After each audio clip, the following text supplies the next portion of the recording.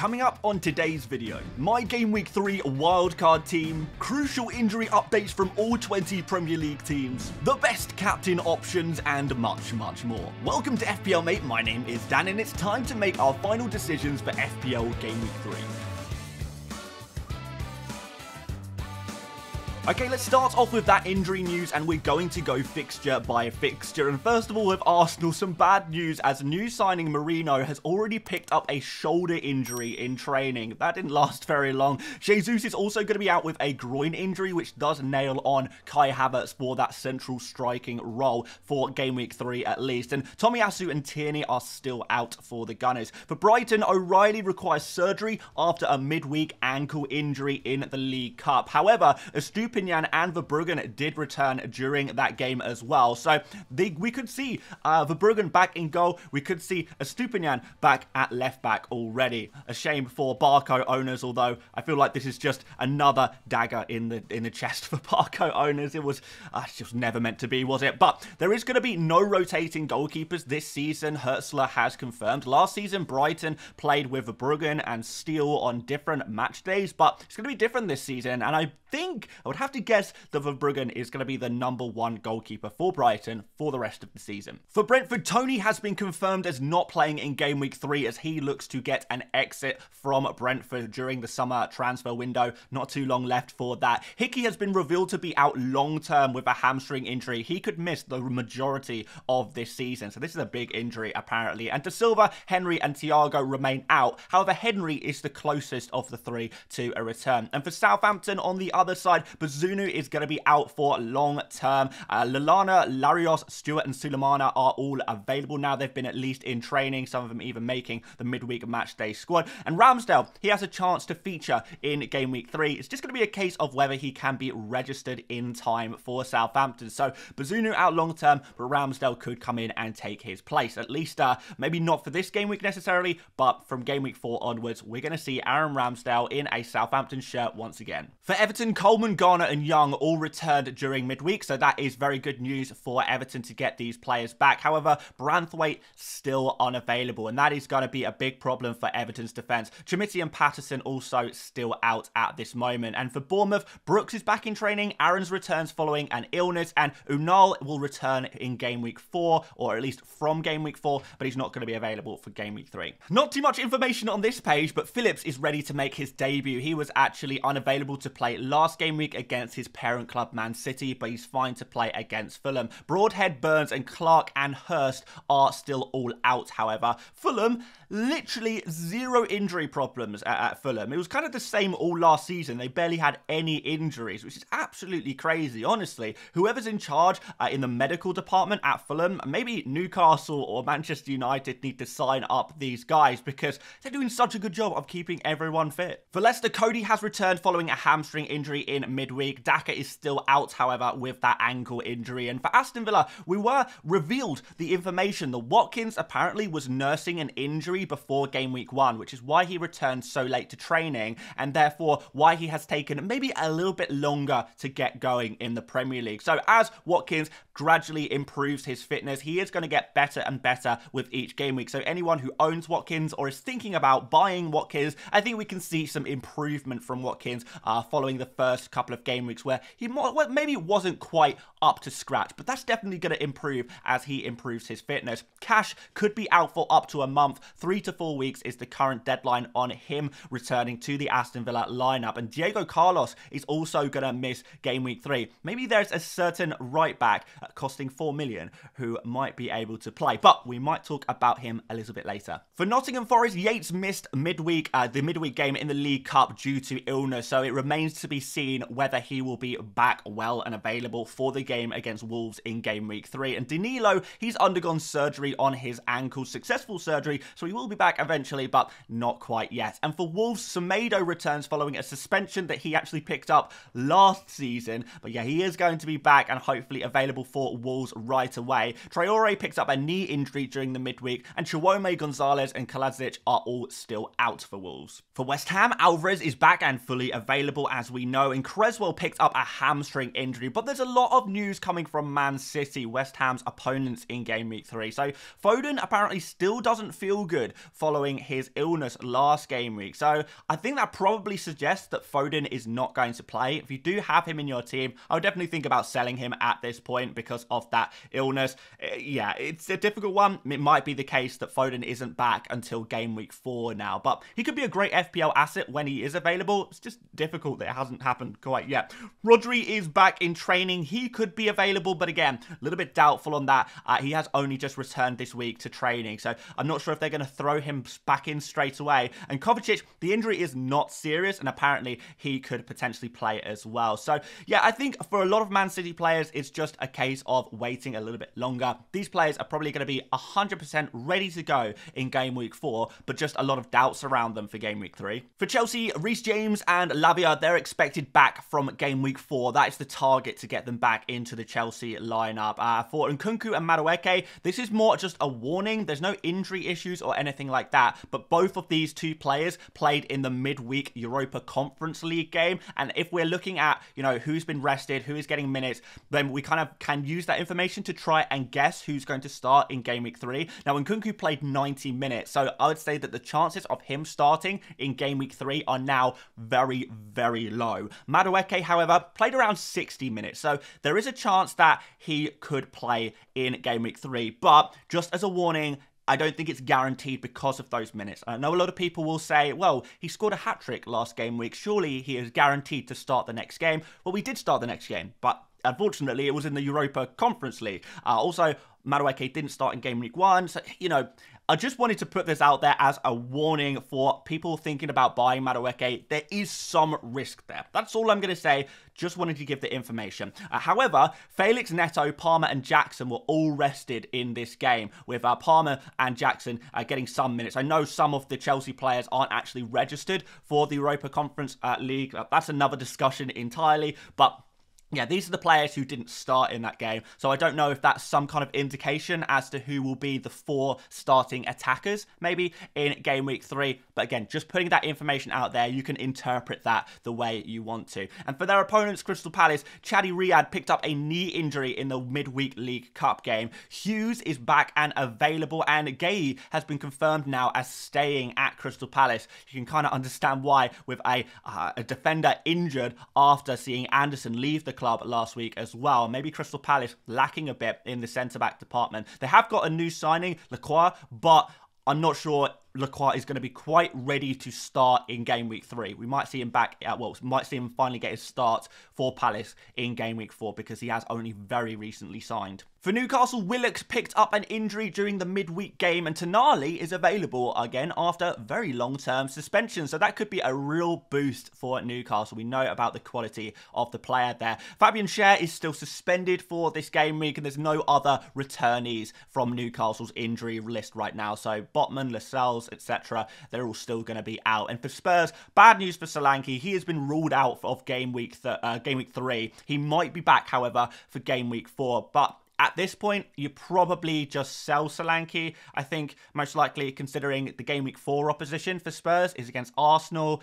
ruled out for Game Week 3. Yeah, it's probably a sell at this point. Richarlison is also going to be out for a few weeks, which means Spurs probably lining up similar to how they did in Game Week 2. And Bentancur, he is available following a head injury as well. And for the final game of Game Week 3, Mason Mount is out following an injury in Game Week 2. Højlund, Shaw, Yoro, Lindelof and Malacia, they are still going to be out for a little while longer. And for Liverpool, Game Week 3 is going to come too soon for new signing Chiesa. So yeah, no worries about Chiesa taking minutes off any of the attackers at Liverpool quite yet. That could happen eventually. I think it's most likely Luis Diaz, whose position is most in danger, you would say. Chiesa is obviously a versatile player, but he does play primarily on the left wing, so that's all I can really assume from there. We'll see what happens. It depends how Slot intends on using Chiesa, whether he is going to play regularly, whether he's going to be more of a bench option or a cup option. We'll have to see. And Jones, he is likely to be out this game week with a muscle injury as well, and that is all of the press conferences, but we still got quite a lot to talk about. Okay, so going through some of the fixtures for this game week, I think for the most part we would expect the big teams to to win. But I think there are a few games where things could be a little tighter than expected. So, for example, I think the Nottingham Forest versus Wolves game could be a little tighter than you would think. Wolves have shown some promise. I know they haven't had the results so far this season, but I think they have shown some decent spells so far. So I think they are capable of getting a draw out of Nottingham Forest. That's just my personal opinion. And I also think Chelsea and Crystal Palace could be a little tighter than you would think. Chelsea obviously performed well last game week against Wolves, but again, they showed some fragilities there. And I think Crystal Palace have enough quality to exploit that, particularly with the likes of Eberechi Eze. Newcastle and Spurs, I could also see as a tight game, but a fairly high-scoring game as well. So those are kind of my predictions for what kind of results I expect to see in Game Week 3. And if you think you can predict the results better than me, make sure you head over to the Sleeper app. There's a link in the description for you to go check out this score prediction, well, result prediction game, and you can win some big prizes. Now, this is actually the last week you guys can win prizes for the August League, so make sure, guys, you have used the link in the description, join the August League to get some prizes, guys. I look forward to seeing you guys in there, and yeah, let's see if you can beat my predictions. Okay, so I promised you a wildcard draft, and here it is. I haven't actually made a wildcard draft on my YouTube channel this week. Probably should have, because I know a few of you guys are thinking about a wildcard. But if I was to play my wildcard in Game Week 3, this is the team I would look to build. Something a little bit like this. And if your team already looks kind of like this, then you're probably good to go. You're probably, your team is probably fine as it is. Maybe you can fix it with 1 or 2 transfers to get a little bit closer to this, maybe. But here is the team. So we've got Raya in goal for that nice, cheap Arsenal defensive coverage. We've got Gvardiol and Robertson in defense with Konsa supplementing him there. You can rotate Konsa with some of your bench defenders as well if you want to, but we'll talk about the bench in a moment. We've got Mo Salah as the only premium. I think if you want Cole Palmer as well, and I think I would on a wild card, you can't really afford Salah, Palmer, and Haaland. And I think for captain opportunities in the near future, Salah just about edges Haaland for a lot of these games, particularly Game Week 5, where Salah plays against Bournemouth and Haaland plays against Arsenal, which is a tough fixture for him. So there's definitely going to be some opportunity down the line to use your free transfers to swap Salah to a Haaland, and obviously swap a midfielder and a forward in there as well. But if I'm on a wild card right now, I actually prefer the Salah drafts to the Haaland drafts at the moment. Cole Palmer, like I said, is in here. Eberechi Eze at 6.9 million is an absolute bargain at that price. I can't believe he's dropped in price. He is too good to be that cheap. He really is, and you'll soon see that. Diogo Jota still looks fantastic, and Rodgers at 5.1 million is a player I would include as well. Kai Havertz up front for your Arsenal attack coverage. No room for Saka, so we'll go for Havertz instead. A little bit cheaper there. And Ollie Watkins, with these phenomenal fixtures, looks really nice as well. On the bench, we've got a cheap 4 million goalkeeper. We've gone for João Pedro here as well, who I would look to rotate primarily with Rodgers. Some game weeks you'll play João Pedro, some game weeks you'll play Rodgers. But for this game week, with Brighton against Arsenal away, I think you've got to play Rodgers ahead of João Pedro this week. And we've got Harwood Bellis as a 4 million defender. If you have the extra money and you want to go for fast, that's absolutely fine. And I've gone for Lewis Dunk as a 4.5 million defender to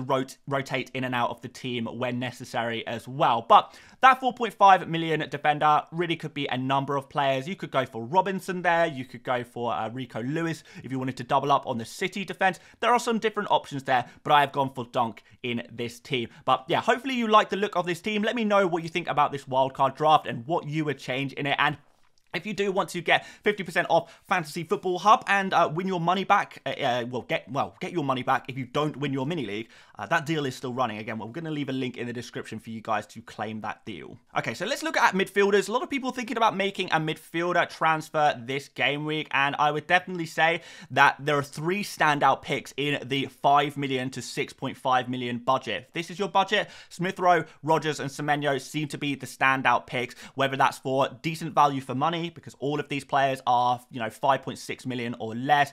They are players who are showing a lot of promise, and they're players with decent fixtures as well, particularly Rodgers. So, like these picks a lot. There's also a couple of other solid picks at 6.5. Maybe not as good value for money, but they're still very good picks indeed, and that is Gibbs White and Bailey. But if you are a bit more of a risk taker, there are some other options. So, Madueke is in this category because of his minutes risk. We've got Savio in here, similar situation. Pep Guardiola and Maresca as well. These guys are going to be those rotation managers, at least for now, and we're going to see some rotation troubles. But if you can nail it and get it right, perfect. Ahmad, again, rotation risk. That's why he's in this category as well. With Garnacho, is got to be on the verge of starting for Manchester United. And you would think that Ahmad is the first player to be sacrificed in that Man United starting 11. We've also got Liverpool as the next fixture for Manchester United. So it's risky to go for him now as a midfielder replacement, despite that nice cheap price tag. And Smodics, I'm also going to put him in risky just because, you know, it's Ipswich Town. We've not seen too much of them yet. They have had really difficult oppositions, so I don't want to rush in and buy someone quite yet until we get a bit more information, particularly with newly promoted teams, newly promoted players, new players to the Premier League. So that's why he's risky, but I definitely understand why you would go for him. If a player is not on this list and they are between 5 and 6.5 million, I probably would not consider them at all, to be honest. So these are the guys I like the most. Now, if you've got a little bit more money to spend on a midfielder, maybe 6.6 to 8 million, these are my picks. Diogo Jota, Eze, and Mbeumo would make the top of this list. Really, really do like these guys. If you have money in the bank and you are looking to replace Nkunku, I would maybe even consider taking a -4 for these top 3 players here. No one else I would really consider taking a -4 for. But yeah, Jota, Eze, and Mbeumo, really like these picks a lot. We've got 2 penalty takers there and a red hot form Diogo Jota, who's putting up phenomenal numbers at the moment. We spoke about him in other videos this week of just how good his numbers are so far this season. Luis Diaz and Gordon are for sure solid picks to go for as well. But if you want to take a bit more of a risk, Trossard is a little risky with minutes. Bowen and Mitoma both have difficult fixtures this week, so there is some risk there. And Maddison for Spurs is also a risky pick. Newcastle, but then Arsenal after that. So risky kind of fixtures there for those players. So an update on the best budget enablers, and what we've done today is we have kind of looked at the cheapest player in each position, or the cheapest players in each position who are likely to get regular minutes. And in the goalkeeper slot, there's no 4 million goalkeepers who are going to get minutes, unfortunately, but we have got Muric at Ipswich, and we've got Ramsdale at Southampton, both costing 4.4 million. So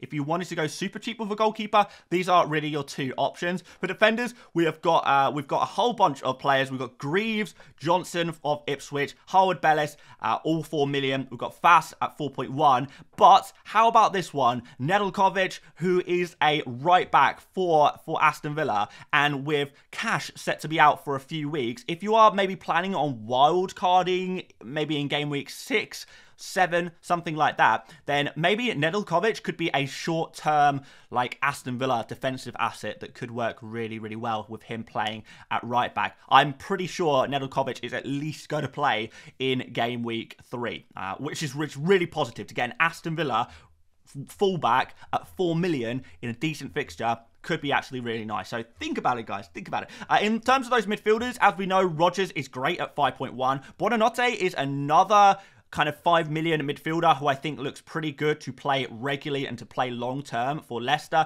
We've got, of course, Winks and Singare in there as 4.5s. And for forwards, there's no one under 5.5 million who is going to play regularly. And there's only 3 players who do cost 5.5 who will play regularly. And that's João Pedro, Armstrong, and Strand Larsen as well. So if you want to go for a forward who is super cheap, you need to free up some budget. You need to downgrade a player. You need to downgrade a forward to free up the budget to make another move.